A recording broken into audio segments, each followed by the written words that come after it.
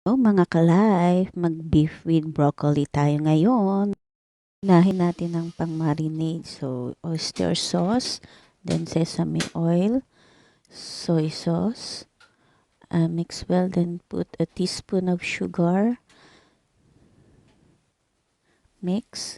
And naalala ko masarap pala ang rice wine or rice vinegar. Pero optional lang. Then mix. Halo natin ng mabuti ang karne para even ang pagka-marinade niya. Cornstarch para yan sa consistency pagkaluto natin. Boiled water, ilagay natin ang broccoli, then mga 1 minute lang para hindi ma-overcook.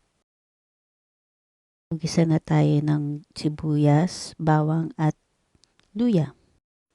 Stir fry ang beef hanggang sa maging brown na siya. Mix lang natin siya, pabalik-baliktad with high heat. Kasi madali lang naman maluto ang beef dahil maliliit at maninipis ang hiwa niya.